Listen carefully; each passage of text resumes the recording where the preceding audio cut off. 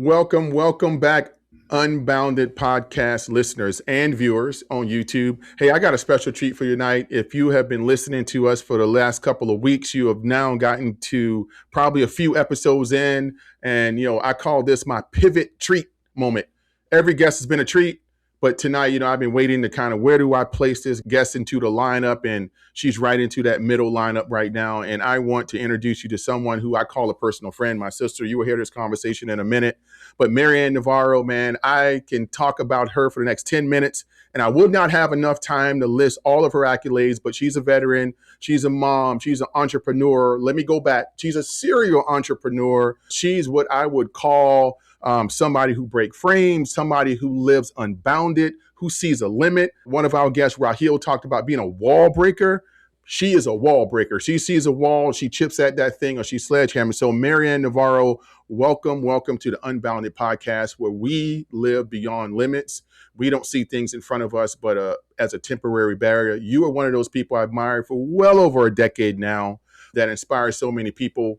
Unbounded podcast about bringing people that we walk the streets with every day. Doesn't have to be Oprah, doesn't have to be Beyonce. Who are these people out here that's in the supermarket that you need to know? Who are these people out here that's walking next to you in church that you need to know, that you don't know, that you have a spirit next to you, a person next to you that can be just as inspirational as somebody with 80 million followers? So Maryann, welcome again. Welcome to Unbounded Podcast. How's everything going? Well, I appreciate it. Thanks for the intro, my brother. I can't thank you enough. I'm super humbled and super excited about this new podcast that you started, and for me to actually be on this platform. I'm truly humbled and blessed. So thank you for inviting me, and thank you for the beautiful introduction. But yes, Todd and I kind of go way back in our military career, and also, being unbounded when we retire to actually follow our passion, our purpose, our dreams, and pull away from what you would normally significantly see from other senior leaders that depart from the military doing the same thing all over again, right? So I am happy to be here, and I'm so excited on what's going to come up in this conversation, because Yeah. at the end of the day, we just have to have that heart to heart talk, that belly to belly conversation, because people need to hear that there are instances out there, experiences that we have that you just never know who's listening, and you could be impacting them in such a way that could truly change their life. So I'm honored to be here. No, I appreciate that. And I tell you, I waited to have this conversation. I didn't have a lot of military guests, so I didn't get into a lot of those things. And we won't get into a lot of those things today because there's so much more to Maryann, so much more to our lives post-military that we have done in this short amount of time out of uniform. But we will get into some of those things that are or have shaped us. But Yes. man, I wanted to wait, and I said, who am I going to have this conversation with? Because I don't know, this might get emotional, this might get a little thing, but I would tell you, I told Maryann in pre-production that I've been on a journey for a year, Mm. and I've been on this journey for probably 49 years. But last year, I've been on an intentional journey to find myself. And I just want to be honest right off the top. Let's just get right into it. People see people like you on social media, which you're very present. If you want to buy a house anywhere in America or the world, contact Maryann. She has connection. But Appreciate people see you because your social media is so great. They see all the smiles. They see the multiple businesses. They see the things that you're doing in other countries. They see these nice houses in Florida. You're showing different houses every day. it. Yeah. What do people misunderstand about the work that it took for you to get there? It's funny you said that, because you're right. Social media, as much as we love or hate it, we are in this digital era Yeah. that you either ride the train or you get off the train, right? So a lot of people that connect with me on social media think, how are you able to do this? You got this hat, you got this other hat, now you're doing this. How do you find the time, right? Or they could see that must be nice, statement that you'd normally hear. And to be truthful, I absolutely get irritated when people tell me that, right? Because a lot of the stuff that, yeah, most of the time that we post on social media, those are all the good things, right? You don't necessarily get to see what happens behind the curtain. So, what I would say is that my overnight success took 24 years, right? That is how I normally preface that, because we don't necessarily have a time to go over your past experiences, your challenges, your successes, which the military basically helped me build. But at the end of the day, it was never sunshine and rainbows, right? So a lot of the stuff that I had to deal with, I have been in that darkest pit many times, right? And sometimes I have those conversations with the Lord, and I'm like, Lord, I don't know what you're trying to teach me, because obviously there's something in this journey that you feel I'm not getting, right? Mhm. I'm not understanding. That's why you're teaching me something similar to that again. So the biggest thing that I can share with everybody is the fact that, I don't want to get too political or also too, you know, what's the word, I just want to put the disclaimer out there. I have a great relationship with my God, so that always comes with everything that I do in my life, even in social media. So I give thanks to him every single time. But I will tell you, my shift happened when I basically decided that he will be the center and the foundation of my life, right? So a lot of people would probably think on social media, oh, she got it together, her life is great, but they don't necessarily see the struggles that I had to go through. The two marriages that dissolved, the two divorces, the domestic violence incidents, the infidelity, raising three children, taking care of my mother, dissolving like franchises that I owned, right? That resulted from the divorce. I mean, those are some of the crazy things, right? But I always tell people, when you're convicted so much in your heart and you actually pay attention when the spirit is talking to you, it is not going to be an easy journey, but you're gonna know that it is time to get unbounded, time Yeah. to break that frame. Because Yeah. at the end of the day, I always say, you cannot play small when our God has big plans for us, right? And most people, unfortunately, they just haven't found that space. Similar conversation I get all the time, right? You're all over the place. How do you do all these things? And I'm like, you got to live in purpose, right? And it sounds so simple, but how do you navigate? I just had one of these incidents this morning. Like, how do you navigate that fear? Like that fear when it comes along from doing something that you'd be like, that deal you may have, like, man, whew, that's kind of out of my, like, maybe it's too much. Maybe I've never done that before. But how do you navigate that fear when people are looking at you and they're like, yeah, that's great advice, but I'm afraid and like I don't want to fail, or all of these things that come out or that limits people. How do you give advice to people who have that fear, or how do you overcome that fear? I will tell you, all of us went through that, right? But I truly believe that it starts with a very solid mindset. And I hate to admit this. Yes, just because you had the rank, the titles, and all the above in the military, thinking that you got it going on, but I will tell you, most of them don't have the right mindset. And you know why? I don't care if you're a colonel, a general, a chief, or whatever. Yes, you got there in your career, and that's great, but most of the time, how we got there is because we have this rigid structure, we have this rigid frame that's already paved for us, right? So Yeah. either you ride the train or you don't. Most people go that route, most people go this route. So most of the time when I have that conversation and I'm like, where is your mindset at? Like, have you truly done a deep dive in yourself, do a self-assessment, truly find, okay, what's your purpose, what's your end goal, what kind of legacy are you trying to leave? Because most of the people, as grown as we are, can't even answer those questions. So like, Man. when we're trying to battle that fear, it's because their mindset ain't right. They're not ready to accept that, hey, this journey is gonna be tough, we're gonna climb this summit. Yes, I'm afraid, but guess what? I always say, I would rather be a lone wolf trying to figure out how to get to the summit than be another insignificant part of the herd going the wrong direction, because they're too comfortable, right? They don't want to face that fear on the other side. But I will tell you, that is the catalyst that's going to break you away from that frame that you're used to. You just got to know how to bet on yourself. And most people don't want to bet on themselves because they have not done the inner work. They don't want to own their shadows. They don't Oh, want to do that inner work because it's hard and it's going to face the demons that you've been hiding for so long. So start there. yeah, you're talking research right now because so funny how timely this is. I was on a meeting this morning with a group of folks. One of them is a former political, was a undersecretary. This group that came together, and man, they brought me in and was talking to me about this thing they have called Thrive AI. Mm-hmm. And what he talked about was just exactly what you talked about. He said, and it's about how people transition, veterans or civilian, and people live misaligned for so long, and they're not living in their true purpose. And he said, because people don't know their mission, vision, and they don't know, they have never sat down and did the work to Right. really ask the tough questions back and forth with somebody to really align that this isn't for me. And it really resonated with me. And I think it resonated with you, which we can break down.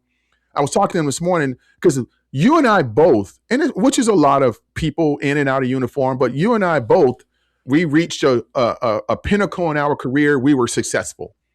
But what made us successful? Yes, the leadership. We got some characteristics like skills, but Mm-hmm. the actual job that we did, I was security forces. I was a cop.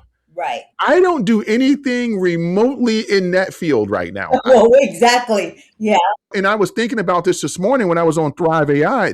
Shout out to those guys from Thrive AI. I was like, you know what? They spent so much money training me. I had fantastic jobs. I excelled. But why, when I retired, or why my mind didn't go 1% to do, and I was offered positions to do those things on the civilian side. And I said, that's what I did well, but it wasn't my purpose. Yes. So I think some people align with what they can do well as their purpose. And I think that's a misalignment because we're all built to do whatever we're given well. But that doesn't mean that's what you're supposed to be doing. Correct. But honestly, too, I think that, besides not doing the inner work, right? People did not do the basics, preparing for retirement, making sure that they are financially sound, Yeah. making sure that they have all of these different plans in place in the event dot, right? Because I truly believe that's how a lot of our colleagues fall in that trap to Yeah. submit and get that GS-12 position, that big corporate position, that six figures that ties you back in to a frame. Yes, it might not be a military frame. It's another frame that, guess what? Somebody gets to dictate on how you get to live your next chapter in life. And I refuse to do that. And I was, yeah, I was scared. I feared, what my future looked like. And as you know, I retired abruptly. You know Yeah. what I'm saying? So, like, literally, like, when I was married then and my husband then, rest in heaven, Perry, he's passed away now. His birthday is actually tomorrow. When he said to me, if you take this command chief job, this family is over. And it was that one statement. And he's like, I admire you for what you have given your airmen. I admire what I see when this airman just like adores you. You are a great leader. But what's left for us when you come home? That 100% has been deposited elsewhere, but you don't have nothing else to give in the family. And that's what shifted for me. So I retired. Like, literally, I was retired in less than Wow. days. And everybody was like, what in the world? What is going on? And I had to make that choice. Then that was, I felt right for my family, but my heart was not right then because I still had so much to give to my airmen. But that's kind of like another conversation. But I wanted to kind of hone back in that most of the time, people are fearing what this next chapter should look like is because they're having a huge identity crisis. Because whether you're coming from the military, for whoever are listening, or you're coming from a corporate world that you've already clocked in 10 years, 15 years, 20 years, right? That job molded you, right? But where we have failed to truly grasp, understand, accept, and help our mindset shift is that those are borrowed titles. Yeah. Those are Everything, borrowed everything is a borrowed title. everything, right? But what's not borrowed is what made you become a mom, what made you become a dad, what made you become a spouse or whatever the case may be, right? Those are titles that we have earned. Because Lord knows what comes along with holding those type of titles, right? But I think that whole identity crisis question within themselves leads to them having that fear, you know, basically accentuating all of the self limiting beliefs. Because I will tell you, belief has a sound, man. Whether that sound Wow. is coming from your negative talker right here, right? Back in the cartoon, you have the angel, you have the devil right here. Those are your self-limiting beliefs, and that belief has a sound. So who are you going to listen to? But how are you going to ground yourself to make sure that you're on the right path and you're making the right decision for yourself? It goes back to how you set your mind. So what do you do when those sounds come in? You're so right. It has a sound, man. And I tell you, the quieter the things become, the louder some of those noises can become, right? Because we can be influenced. I always say, I said, and actually it's in my opener of my podcast commercial. I said, don't tell me all the time to keep going. Yo, oh man, yo, good job, good job. Tell me what I'm doing wrong. Mm-hmm. Or tell me some other advice. So, those limiting beliefs because when you get a lot of noise around you, and I know people tell you all the time, you're killing it, and you are doing well. And sometimes, you can get into your head and you can look around and go, am I really? Right. And now it goes to live into other people's expectations to try to continue to rise up to everybody else's expectation. And it's like, what's going on? That's what I call the quiet burnout that nobody want to talk about. Oh, wow. The quiet burnout, because we live in this digital era. Mel Robbins talk about this topic about, competition, right? Depending on, like, hey, you know what? You've set your own goals, you've set your own milestones, you're surpassing all those goals. And then now we're in this digital era and you're looking, human nature will tell you, man, so and so is doing better than me, or somebody else's life is Yeah. better than me. How can she eat pizza every day and not freaking gain weight, right? All of those things, right? But what are you doing? Like, are you actually allowing that competition to be a torture to you, or are you allowing that competition to be a teacher to you? Which side are you gonna be on? Okay, Torture or teacher? we got to capture that. Say that again. We got to capture that because I don't want my producer to miss that one. Yes. So basically, we are wired as humans to always compare, regardless of how successful you feel from within. Yeah. We know that competition is the death of joy. But when we're competing and when we're comparing, we just need to know if we are using that as a torture, Yeah. that's one side, right? Or we are using that as a teacher. Torture or teacher, right? Obviously, we're going to go on the teacher side. Yeah. I've never heard that before, ever. And that's super powerful because I'll tell you something I did recently. I've been pretty public since 2012 on social media. I'm no celebrity by any means, but I've been pretty open about everything. Like I posted a lot on Facebook. And something during this year-long journey earlier this year, I talked to a good friend and I was like, I don't really have a lot of I do have private parts of my life, but I was looking on my Facebook and I'm like, I got 4,300 people on my Facebook page. Uh-huh. And I said, who are these people?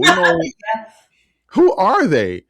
And I took a plane ride to San Diego last year. So it's a long plane ride, 5 hours.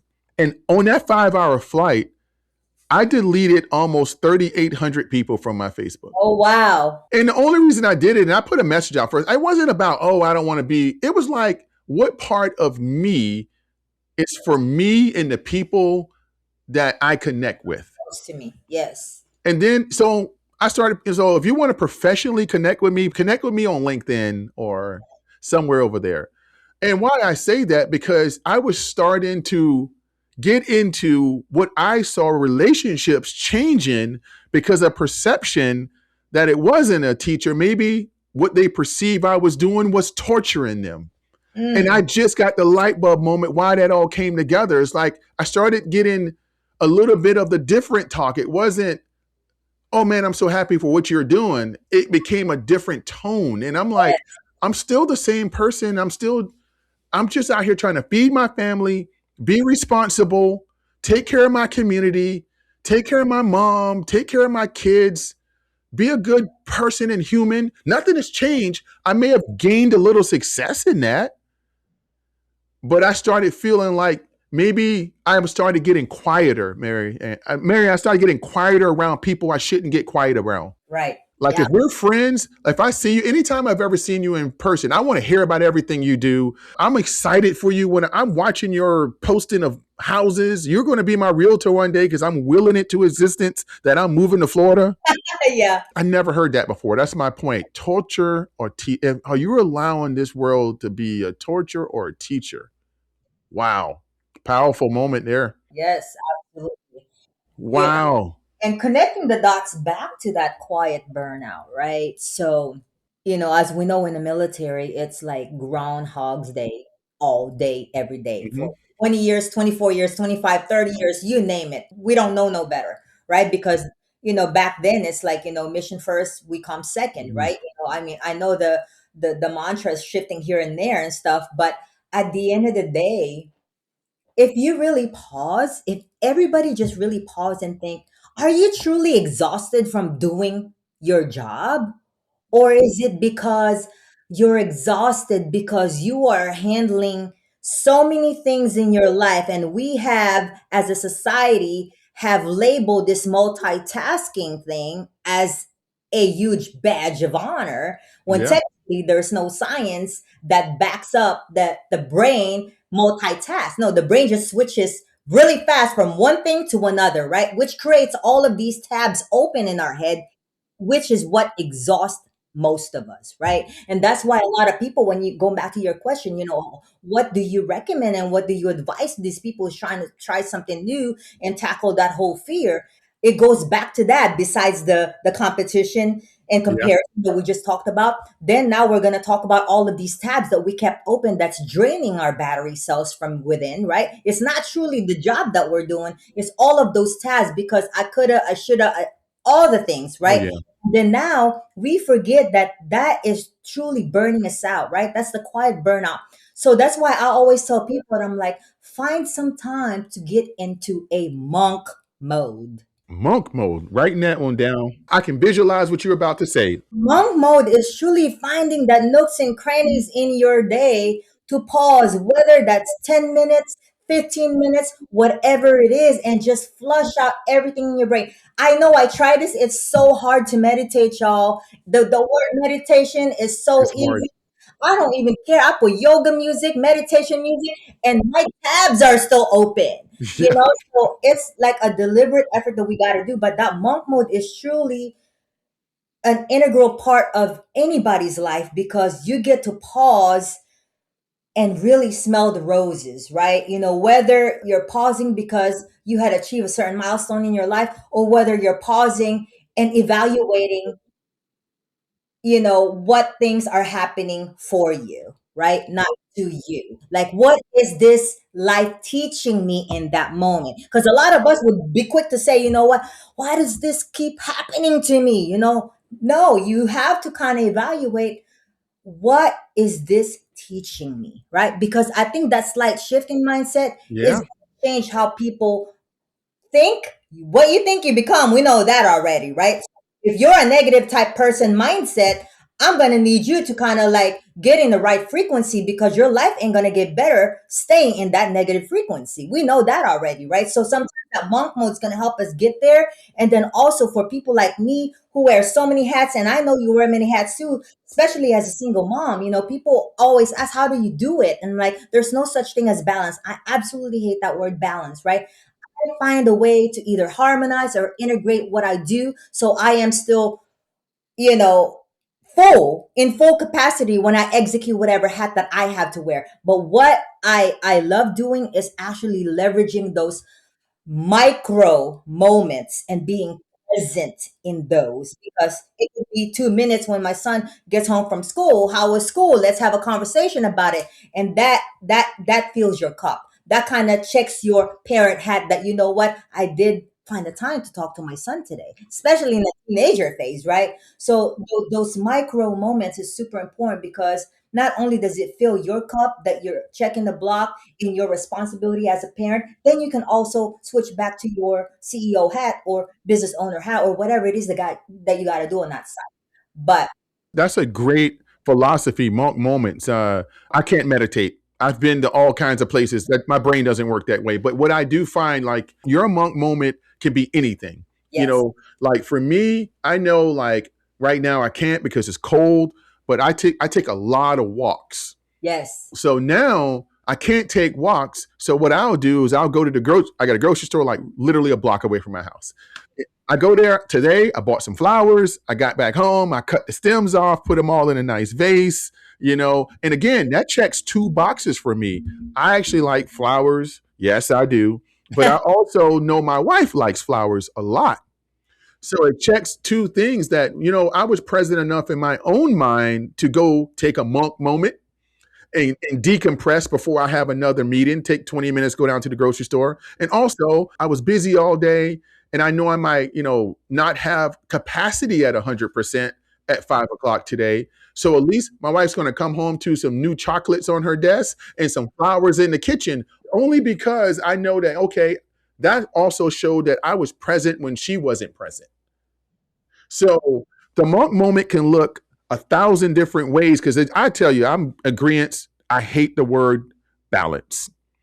There's no scale in my life. I have to, and I never heard the second piece. I have to integrate, is what you said, which I've never heard, and harmonize. So I have to integrate all these things that I want to be great at, and all these people I want to go see. But I have to integrate that to my life to make it all work together. Right. That's where the harmony comes into place. Harmony. Because when you say balance, we know the balance is never balanced, right? So No. if you put more time into your business, this is gonna be down and one's gonna be up, right? So now you're feeling some type of way because now your responsibility as a spouse or as a mom or whatever the case may be is way down because you put so much into your business, right? That's why I don't even I never believe in that. It just kind of messes with your whole mindset. But if you're able to integrate and find the way to harmonize all of those things, then you're able to kind of like fill your cup, right? That you know what, I did this for those hats that I had to wear today or daily, So As we continue, I always say it's two parts in my podcast. The first one is building audience credibility, and the second part is like, I want you to go get them now. I want you to give them that advice that I know you can as a coach and all of that stuff. So I want you to talk about a little bit about the decision you made to live the integrated, harmonized life that you have.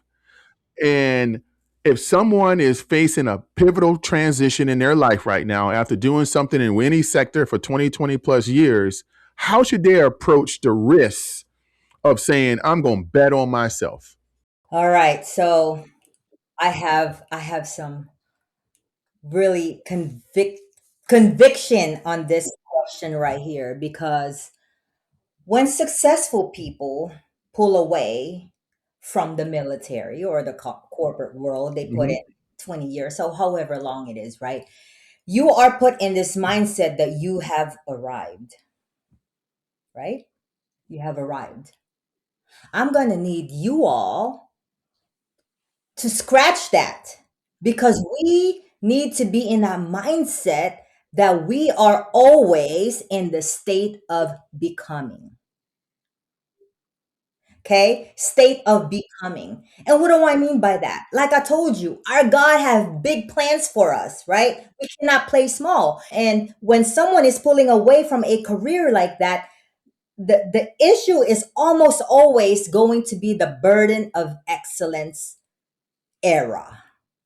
What do I mean by that? You were like up here. You were the leader that they sought after, right? And then now you're gonna bet on yourself and you're gonna go all the way to the left or right to like be an entrepreneur or to be a realtor or to be doing something that you don't have no experience or never even thought about doing like me. I have several degrees and I never thought I'd be a realtor, right? But the burden of excellence is the one that usually can make or break us because most people are so scared to envision or they're so stuck in that mindset that what if I cannot be that person where I'm Mm, from, right? yeah, Literally, like when I had to jump in this real estate industry, I had to like pause and pull back. Look, yeah, I might be a leader in the Air Force, but this is a totally different industry for me. absolutely. From day one as a realtor, I don't know how to freaking sell houses. I don't know how to like door knock and like try to get people to like list with me, all of the things, right? So when we are in that mindset that that burden of excellence is really bothering us, we have to basically pause and say, you know what, this jump that I'm doing, this transition that I'm doing, is it really something that I wanted to do, or is it really something that you are taken from somebody else's expectations? Yes, absolutely. That's the real talk right here. Because I mean, honestly, most of us went in the military because we, you know, we had no choice, or we just like, you know, opted to because we didn't know no better. But now we're Plan A, no plan B. exactly. But now that we are all in this grown and sexy world, right? You know, what do we want to do when we grow up? It's truly exhausting when I talk to people and they tell me that, hey, I kind of want to do this because, you know, I feel like this and this is going to make my wife happy or whatever. No, that's someone else's expectation. You're never going to be happy regardless. So that burden of excellence is always going to be a question mark for you, because you're not going to be all in, because you're not following your purpose. You're not following your passion. So you're going to end up being frustrated, and you're going to start all over again until you actually pause and dig deep and do a deep dive on what you want to do. Not because this is what your wife want to do, not because, hey, I want to establish this for my children, because at the end of the day, I will tell you that if you follow the steps that you believe is carved for you or is paid for you, all of those things will fall in its place. I promise you. Now, I will tell you that it's not easy, right? You're going to be tested. Oh, absolutely. I promise you also, listeners, and I will tell you, and that begs the kind of statement, not really a question, and you can follow up on it. Like, if I teach a class at George through a Georgetown entrepreneurial program, every cohort they have, shout out Dog Tag Bakery entrepreneurship program, free program for veterans out there to Georgetown University, should sign up. So free commercial there. But every time I teach there, I tell them, I say, if you look through the lens of things are losses instead of them being lessons, then you're going to be risk adverse, and you're going to be scared to become who you should be. Right. So in entrepreneurship, we both took L. I say I take losses all the time. Some small losses, some big losses. I don't win everything, not everything, but none of them are failure. They're just lessons. I said I take every loss as a lesson. So, what would you say to that philosophy that if you're going to take a risk and bet on yourself and go out here and find a true that road is going to be not paved, and eventually it'll get paved, but in the beginning it's going to be a boulder filled road, and you got to just keep shrugging through that thing. I have one sentence for this. It just came to me. The best advice that I could give anybody who's listening out here, who's trying to like bet on themselves, follow their dreams, walk in their purpose, just remind yourself that you are not a superwoman or a superman. You are a present woman or a present man. Because when you shift that, going back to that burden of excellence, right? We know we're not gonna perfect it. We know we're not gonna like kill it right away. We know that the first year, the first 3 years are going to be full of failures. But guess what? When you shift from having that mentality that you are a superwoman because you kind of like felt that way from the career that you just left, to shifting it to like being a present woman, guess what? You're going to tackle whatever that is that's going to take you from one milestone to the next milestone to the next peak, because life is all about several peaks that we're going to climb. It's going to be up to you and what type of you, or what version of you that's going to take to get to that next summit. So I think if we kind of like tone it down and be like, you know what, I just want to be a present man or a present woman, instead of feeling like you always have to wear your cape on because the expectations of excellence is the burden in anybody's, life, career.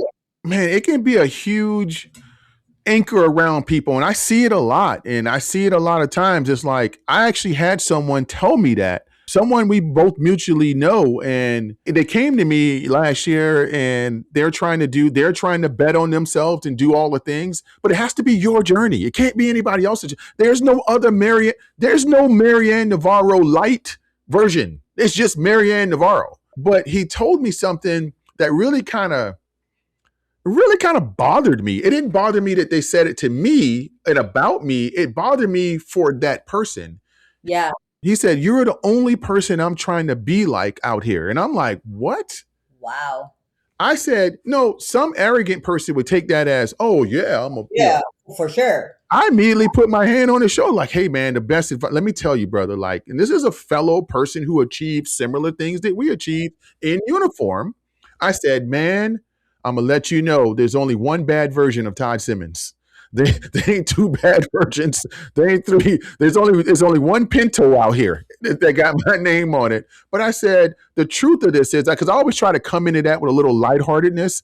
I said, man, the truth is, you got to be the best version of you. If you are not waking up every day with the passion that you are providing inside of you, if whatever it is, shoveling snow, selling whatever, being a candy salesman, whatever it is, that has to be something that drives you. No other human can drive your passion. And it really dawned on me, it was like, how many people are living, like you said, someone else's expectations and are not happy?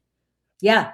And can't feel it. I know you. When I see you, you're Maryann Navarro. You are one of one. You're getting up every day, killing it because you are doing the thing that you want to do. You're not doing it because you're looking at. Now we can look at people to admire. There are people out there in business that I absolutely admire. That's when we're using that comparison as a teacher, right? It's a teacher. It's a teacher. Yep. Yeah. The Exactly. torture piece is if you're in my mind, I was like, how much are you watching me all day? And then I started now, I'm getting in my head because now I'm going back watching this person going, yeah, Laird is literally trying to be a carbon copy of me, which is the worst thing because I'll end with this. Because if I tried to copy Maryann Navarro tomorrow and become a top real estate agent in Florida, I have no idea what she does when she's off social media. I have no idea how many people she's calling. I don't know what you're doing. So to copy the 2% that I see is going to 100% lead me to failure. Absolutely. And you know what's funny when you said that, because I get asked that a lot. Like I get asked to do an interview, or I get asked to, like, hey, can you mentor so and so who's trying to be an agent and all that kind of stuff, right? Like, what are you doing? How are you a top producer? I don't even count my stats. I don't even know how many families I help until my Yeah. tax lady says, hey, what the numbers look like. I have no clue. I'm waiting for the dang brokerage to tell me, So because guess what? A lot this is when people really, really miss the mark. They're so focused on comparing and wanted to be like somebody else, right? Instead of, kind of like I said, doing the inner work, trying to figure out Yeah. what really you want to do and having that relationship with God so he can give you that discernment and figuring out what is your next chapter, right? But what I will tell you, and I tell everybody else, is that when you come from a place of love and service, you won't even have to worry about how your pipeline is fed. You won't. Because I truly can tell you, I'm like, once I get clients under contract, I'm not that realtor's like, okay, it's February. Oh my God, I didn't sell or didn't get nothing under contract last month. Now I'm like 35% behind on my goal for this year. No, I don't do that. Because now you don't have trust in your abilities and you don't have trust in God that he will feed you. But most people chase that paper, right? I don't chase that paper. I always come from a place of love and service. And when God hands me those people and feeds my pipeline, I always make sure that I handle them with care because he has entrusted me with this family to make the biggest purchase in their lives, right? So I think that's where a lot of people get so stuck on, because why are you going to try to be like somebody else? No, we all have different freaking thumbprints, right? God made us unique in every Yeah. way. And then love yourself. Yeah. Yeah, I see it as a lack of loving yourself. I tell people, I was on another podcast earlier this week. Shout out Dr. McIntyre. He asked me a question, and my response was, man, the greatest day I've had in my life in the recent years is when I fell in love with myself. Yes. And I said, that might sound arrogant to some ears, but I had to go through some work. And, everybody knows I'm very public about mental health. I've been to counseling and been all kinds of stuff, but I never really loved myself. I may have liked myself and I may have adored some things I'd done, but I never loved myself. And loving yourself is showing up authentic, like you say, every day. Just getting out the bed, like, this is who I am. Yes. Like showing up, just, this is my version. I'm not going to change because I love this version. Yes, And because you did the inner work, Todd. Did the inner work. A lot of people want to be there, but they're not willing to do the work because now they're focused so much on what it's going to require of them to get in that state of becoming. yeah, because it's a lot of work. It's a lot of work. To get in the state of becoming, you are going to have to face your own demons. You're going to have to face trauma that you didn't know you had. You're going to have to face trauma that you thought were healed. But people don't want to go there. So they'd rather kind of try to jump ship and do what somebody else's want them to do. And that's when they go wrong because at the end of the day, it's like they're so stuck in that mindset that they just often get told, fit the mold, stay in your lane. But nobody wants to put in the work to actually be a unicorn. The unicorn don't have no lane. That's my whole branding right here, right?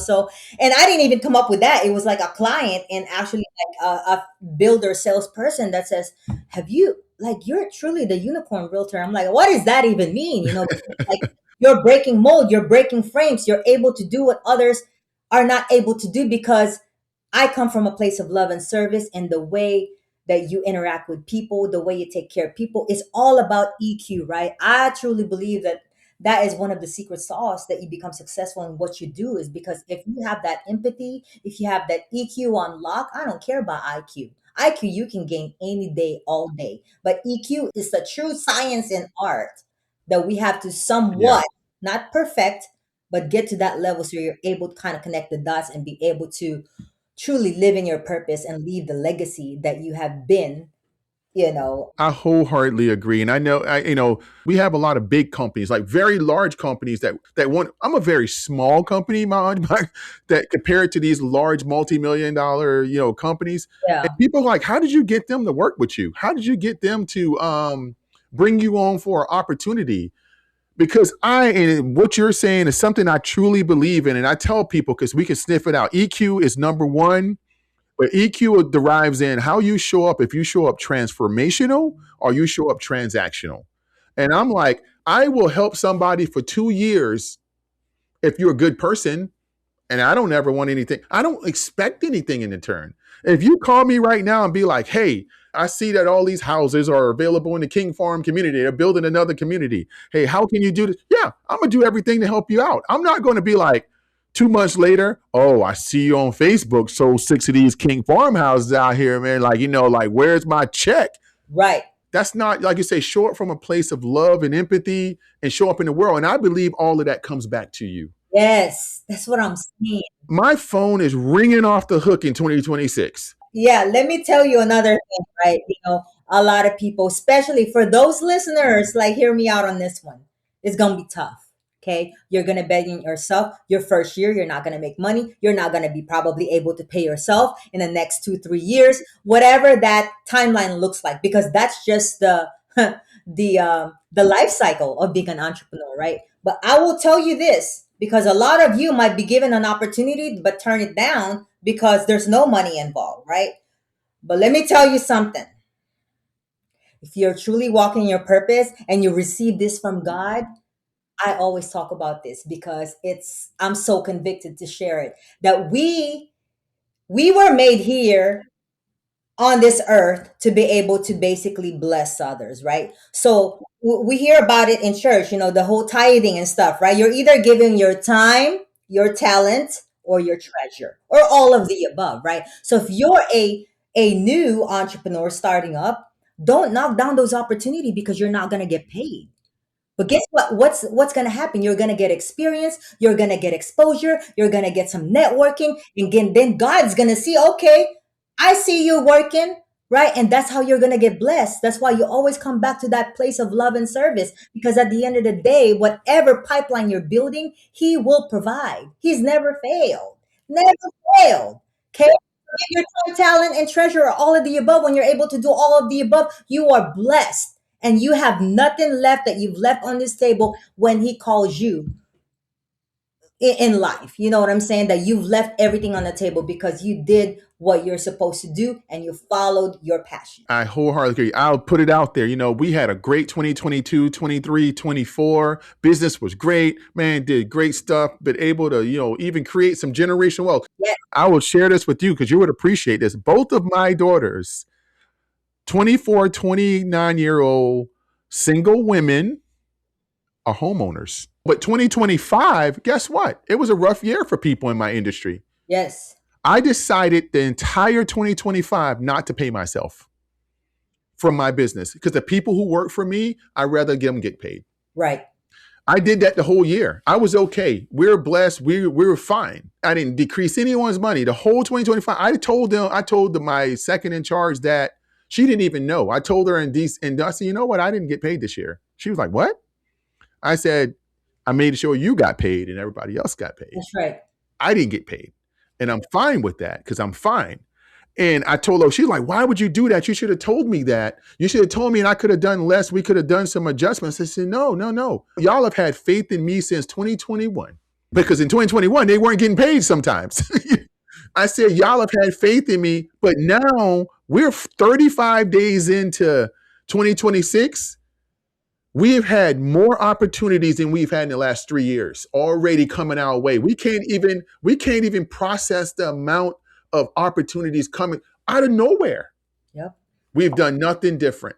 Absolutely. And so that whole showing up for service and knowing what you already are going and know the steps are already ordered for you. What you put out is what echoes back, man. When I was talking to my wife, but I said, all last year, I said, I know, I'm not even worried about it. And now 2026, in the first 35 days, people are calling us for ginormous opportunities that we have never had an opportunity to be in. We're onboarding a new employee in a federal agency here in the next couple of weeks. Our first time doing that. And all of this stuff is just coming. It's coming. Because you stayed faithful. You stayed faithful and you came from a place of love and service and you serve others before yourself.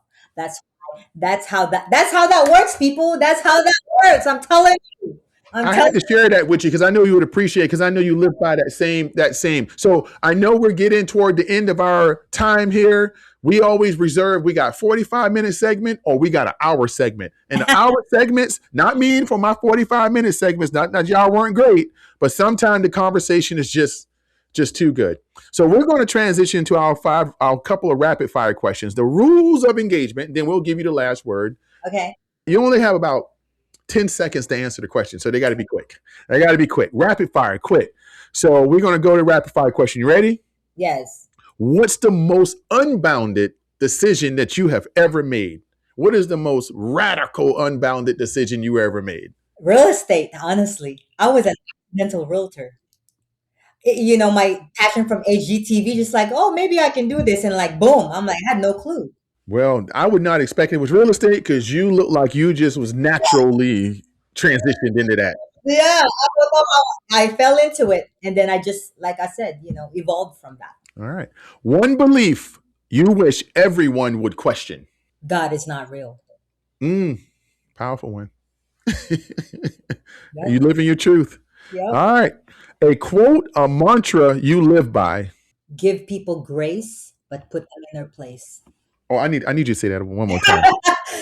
You got to give people grace, but put them in their place. You're just dropping T-shirts tonight. I'm like, you dropping T-shirts. It taught me so much in this journey, Todd.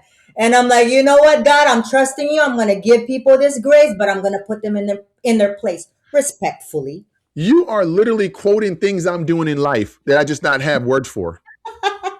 I'm giving people grace, but I'm absolutely putting them in their place. Yes. I told somebody this yesterday, and I know we're in the rap fire. I said, hey, look, I don't dislike anyone. If I see people who I have put in their place, I'm going to be cordial. I'm going to speak. It's cool. But then I'm going to go about my business. Right. I mean, I have a lot, a couple more that I wanted to share to the audience is other people's 2 cents is none of your business. Don't let them bankrupt you. Wow. All right, we're going to give you that moment in the morning. I'm going to give you the last couple of minutes to rapid fire us out. Last rapid fire question. And then we'll go to letting you close out. Is what's next for you? What's next for Maryann? That can be a super open ended question. What's any aspect of your life? What's next for you? When you really think back and say, I've achieved this. I've been in the military. I've had a second career, a third career, fourth career. I've tried all these things. I've raised three boys. I've done all these things. I'm not going to tell everybody what age he's turning because we're turning the same age. And but what's next? What is in front of you? What's exciting you? Looking right now is actually starting my own podcast. Oh, okay. Yeah, I'm gonna call it the Maryann Method, investing in what matters. I So love it. I'm going to basically, leverage the real estate world, and I'm also gonna leverage the health and wellness world because I'm so passionate about getting people off of their medications. Because that's my other alter ego, right? You know that I'm a health and wellness person and stuff, but truly trying to combine that and teaching people, educating people in investing what truly matters. So that's what I got working on right now, and hopefully one day writing a book. I gotta find a bandwidth for that. You know what? I want to just roll out as we outro out and give you the last word. We got time. I want to spend a minute telling you, like, I met you a long time, probably over 8, 9 years ago, even a little bit longer, maybe Yeah, 8, 9 years ago, yeah. and might be a decade. 10 years actually, because I've been retired 8 years, Todd. Yeah, I met you like a decade ago, and I would tell you I was impressed with you the first time I met you, but I was impressed with you for the wrong reasons, and I'm gonna say that on a public podcast. Uh huh. I was impressed with you for the reasons that we were taught, that I was particularly taught to be impressed with people. And it was more, and not that none of those things were true, they were all true about you. You were present, you were credible, all of those things, but I knew nothing about you. And that's that transactional piece. Yes. As I've gotten to know you, especially since you've retired and I've retired and I've watched your journey and the things that you just said you're going to do a book and a podcast, I'm telling you, those seasons have appeared, are now coming for you at the right time. It's a Yes. reason why you didn't do this. It's a reason why I didn't do this podcast 6 years ago. I've seen a decade of your growth, and I don't think I can say this about probably about four people that I probably served with, and I've seen because I've seen that bookend. I don't know anyone who has found so much peace in turmoil sometime and to be able to come out and continue to smile and to also be honest about, I just got out of meat grinder and now I got to come out here. And you've been so public about it. You've been so public about so much aspects of your life, about loss, about family, about entrepreneurship, about health. I don't know if there's a sub area that I can name that you have not been public about. And I don't know if everybody really gets how powerful that is that you have given. What you have given is a gift. And I don't think people realize what you're giving every day. If they lose sight of the $1 million house or the $800,000 house that you're showing, people are losing sight of the nuggets sprinkled in between there. That's the gift that you have given so many people. And that's why I wanted you, and any 1 or 50 million people listen to this, it doesn't matter. I wanted you to be my first guest from my former profession and my former life because you have been a gift to me and you've been a gift to so many. So I just want to really take the time and say that in a short, methodical way because, man, I know what my purpose is now, and I know living, and I know there's a handful of people that have served. That service comes with a unique culture and a unique brotherhood, sisterhood, understanding of how hard that was raising families and all of that stuff and living all over the world.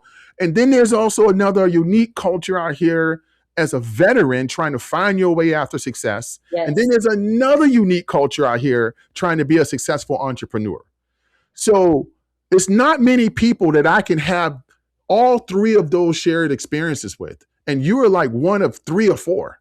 And so you've been an inspiration to me. And I just want to take the time to say it. And we'll give you all the last words you want, Maryann. Man, I appreciate I don't even know what to say now after that, but I truly, truly appreciate our friendship, our partnership, and all of the above. So like I know we don't talk often, but when we do, it's almost like catching up. It's like Yep. there's no love lost, right? So but I appreciate the opportunity. Thank you so much for listening to this podcast, Breaking the Frames, right? So the frame breaking lesson that I wanted to part with for you guys is that it is okay to be totally unbounded. Unbounded means embracing your contradiction. That is okay. You can be tough. You can also be empathetic at the same time, right? You can be a rule follower, but you can also be a trailblazer. That is what being unbounded is all about. But the key thing that I want you guys to hone in on is the fact that if you're going to go that route to be unbounded, you got to make sure you're doing it for you and not someone else's expectation. So those are my parting words for you guys. You are going to become a rare asset that people cannot find anywhere else if you follow that. Unicorn, be that. So, Maryann, we've only done this twice. We've only done that twice, but I will tell you, you have laid down some gifts today, and I appreciate it.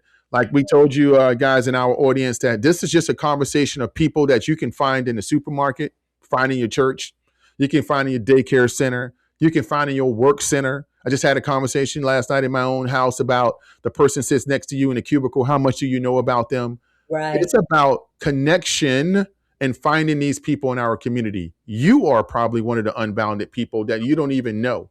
Some people walk around, don't know that their life is special because they don't have a Maserati and a Porsche and a $6 million house and 600,000 Instagram followers. Like, well, I'm not special. No, you can be special because you might be the person that's living in the community, keeping kids off the street, Right. that has chosen that as a life because that's purpose. And you have left corporate America to say, I'm going to walk the streets to take care of kids. You are an unbounded person living in purpose and living for you. That Yes. is what this is about. So don't ever think this is about celebrity or this. It's about people who have chosen themselves. Absolutely. So Yep. thank you, Maryann, for taking the time out of your busy schedule today to truly bless us with this opportunity. Unbounded audience, you've heard another, I call it a tree shaker. You know, you have heard another tree shaker moment today, just another voice to bring out powerful things in your life. Follow us on all the social media platforms, YouTube, Unbounded Podcast, Beyond Limits. We are going to be here if it's one listener, one review, or if it's 200,000. That's not what it's about. We'll grow our audience, but now we're just growing purpose. But with Yes. that, we are out unbounded.